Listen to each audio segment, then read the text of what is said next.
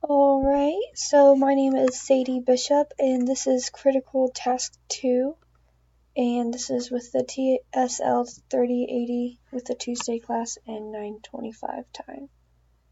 So I'll begin. I interviewed Isabella Hernandez. She is a junior at Inglewood High School. She's 17 years old. She's been in the U.S. since she was in the second grade, and she came when she was about 9 years old. She's from Ecuador, and her family came to the United States for a better life. Her father is a craftsman in welding, and he got a job offer in the United States, specifically Jacksonville, and that's why they came over. Isabel still considers herself an ELL, even though she had been in the States for multiple years, which I found really interesting because usually you only hear stories of, ELLs that eventually just learn English. But she finds difficulty in writing papers with proper English grammar, and she does extremely well in all subjects um, except when it comes to writing. When it comes to reading, Isabella can comprehend if she concentrates on it, but it doesn't come fluently. The FSA, previously the FCAT portion, has always been a struggle for her. She's taken it many times since the third grade now. When I asked Isabella why is it difficult for her to comprehend such complex English language or expressing her critical thinking through writing, even though she's been in America for a number of years, she replied that everyone she surrounds herself with still speaks English or Spanish. Her parents and her siblings she lives with speak Spanish, and that's the only Spanish or language they really speak at home. She's been in the classroom where she's surrounded by other ELO students who speak Spanish. So this is the main reason why she is able to speak English, however struggles when it comes to writing and comprehending complex English.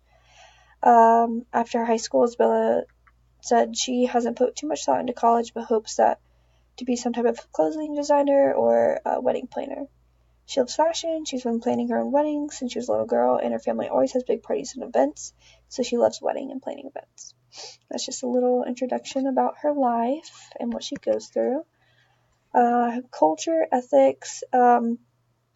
With ethics, Isabella's dad is extremely strict, and she says that, most Spanish fathers are, apparently. He does not like the way American boys handle themselves in regard to respect of themselves and respect to other women. Just some of the things he's noticed since he's been in America now. And she stated that her father is a Facebook fanatic and sees the skinny jeans and the man buns, and he does not agree with the metrosexual look. She quoted that from her dad. So her father does not want her associating with any of these American boys and wants her to stick to her culture and marry a man of Spanish descent that is hardworking and a man's man with good morals. That's quoted as well from her father. She finds this particularly difficult in America to talk to an American boy because she believes her father looks at them all the same, even if they're different and they don't have skinny jeans and man buns, even though there's nothing wrong with that, but for her father. She says she does not like any boys in the Spanish background in her class because they're all immature and crazy, which I educated her that most boys are immature and crazy at that age, so her father's ethics has played upon her, and she also feels similar. So when it comes to making friends and the dating scene, she struggles in America. She also visited Mexico 2 years ago to see her grandmother, and she stated that her father tried playing matchmaker the whole time, trying to talk her into marrying one of them. So I thought that was kind of a funny story. With gender roles, I also chose to talk about gender roles. America is slowly erasing gender roles when it comes to stereotypes of men go to work and are the breadwinners, and women stay home, take care of the children and the house. Isabella also finds herself pulling each way because in her father's eyes and right in her culture, she should be the perfect housewife, take care of the kids in the house. However, though she is slightly disconnected with American culture, she also believes that she should be able to do what she wants to do and be who she wants to be, and America lets that happen and lets her decide that. Eventually, she wants to run her own business. Gender roles are different when it comes to America America's culture and her own culture. In education, teaching learning style, she stated that the learning style is completely different in America than it was in Mexico. In Mexico, the teacher lectures for a short time and the students are very included in the process. And they're encouraged to highly participate when they have ideas in the topic. It's very group-based. The assignments all the students work together on. There was no cheating because they all were encouraged to help each other and understand the material overall in general, which she felt that really worked out in their favor. In America, Isabella says it was very hard for her to transition here in school because of how different it is. You know, there is cheating, you can't help your classmates, and the teacher pretty much lectures the whole time. If you say your opinion, it is looked as interrupting, and she got a lot in trouble a lot when she first came to school because she didn't understand, the differences. In structural setting, Mexico, all of her teachers, specifically Ecuador, all of her teachers she had or seen were female. The area she lived in was not public or private schools, just schools throughout the town. She said there's mixed students in her class, female or male, they weren't separated. Students in her school did not have to change classrooms like they do in America. They stay in the same class all day in Ecuador. She lived in a pretty poor area of towns, so students wore whatever clothes they had. They didn't have any uniforms, and they were just, in general, happy to just be at school. Sometimes a teacher who had health problems wouldn't come, and there would be up to 40 children in her class, since there was only a few other teachers.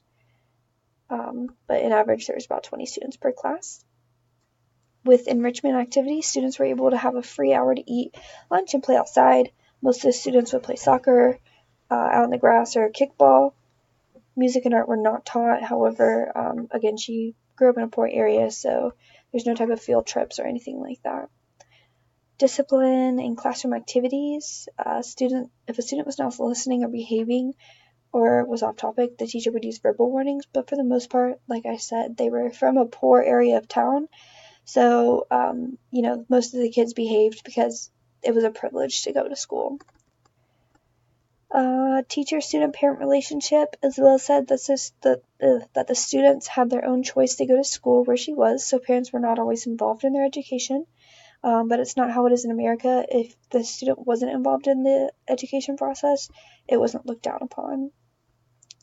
Other educational considerations. She went to an elementary school in Mexico, so there was no classes she had specifically to choose from. There was one classroom for her age group she was required to be in, but they mostly focused on assignments, and there was a final assignment to help the students fully understand the material after each topic was taught. So those are my references. Oh. Come on. There we go. This is her writing in Spanish with the required content, which we'll talk about a little bit more of that.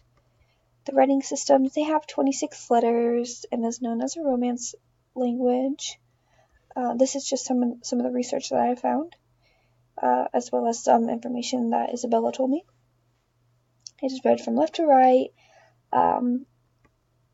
Phonology in Spanish, with the R's, you're most likely required to roll the R. Another difference is double L's. Like, for instance, I use the example llama in English. In Spanish, the double L's is pronounced Y. For example, como te llama? It has double L, but it's pronounced llama. Morphology, there we go. One major difference between Spanish and English is that Spanish language is an inflected language, while English is not considered that. In Spanish, they can be placed on any type of words, such as adjectives, verbs, nouns. And Spanish actually relies on inflection to help the sentence have meaning. Masculine and feminine. In Spanish, nouns are designated by gender, as well as the adjectives and articles are inflected with gender of the nouns. For example, Isabella wrote, Carlos went to the park to take a walk next Friday. In Spanish, it is typed, I'm not going to try to pronounce that, but as shown, El Viernes, which is on Friday, is written in a masculine tense as an ELL, that's a masculine tense. Articles are used in Spanish. Articles in Spanish are written with the gender of nouns around it. For example, Isabella wrote, again, another sentence that I can't pronounce. The woman is wearing socks red. The woman is feminine, so the article the is typed as la. For instance, if it was the man, it would be L. Cognates, are great indicators when first learning a language. They are have the same origin usually, and they're spelled very similar. So, for instance, important is pronounced importante. So, and it's spelled pretty similar, so you'll kind of get, the meaning in another language. Spanish word order is Spanish word order is incredibly flexible. There is a general guideline on how to set up the sentence structure, such as having the subject first, then verb object. For example, the man parked his car. The man being the subject, parking being the verb. Semantics and pragmatics. In Spanish, there are formal and informal ways of saying things, as well as there are many slang words that you are able to use, but you must understand when to use proper word in a sentence depending on who you're talking to or referring to. So formal and informal, for instance, como estás is a formal, familiar, informal way of saying how are you, while como está is a more formal way. And then como está is what you would use when you're talking to an adult or someone you don't know.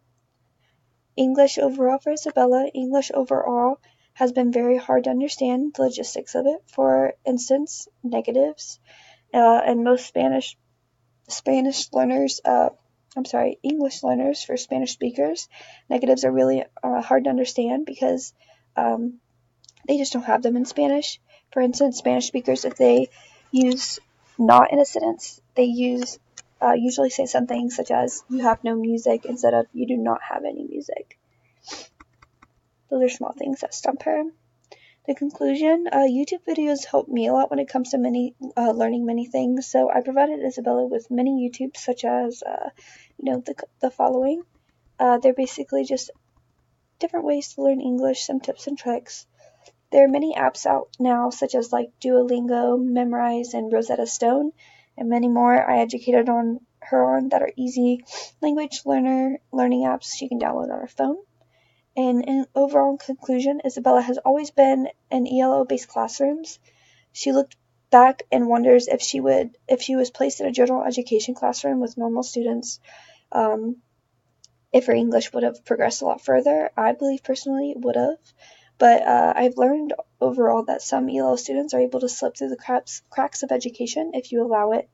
It is important to keep up on ELO students and make sure their English is progressing, because that is overall how they'll thrive in America. If you let them just sit in the back of the classroom and not learn anything, they will. So not just particularly to ELO students, but students in general too. To make a Spanish ELO student comfortable in the classroom, if a student speaks little English, it is important to incorporate any resource that would be beneficial. Using English interpreters, English Spanish dictionaries, pictures, and other resources would help. The best advice to give to any current or future ELO students is to have patience and to have compassion. Understanding where they come from and putting yourself in their shoes is the first step to honestly helping them achieve an education.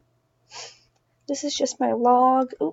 That says her information. She gave me her mom's email. She said she was more comfortable with that. And her phone number. This is her house phone number. And then, let's see. This is, we did electronically because, I seen this last minute, so she gave me permission to just electronically sign her name with the time. She confirmed that time. That's me and her. That's Isabella. We were on the way to lunch. And then overall task critical self-reflection. One surprising fact that I learned about myself is in this process is how clueless I was to the fact of ELLs. I grew up in schools where the majority of students were ELL students, and I never realized how these students' lives were when it comes to English and in the classroom.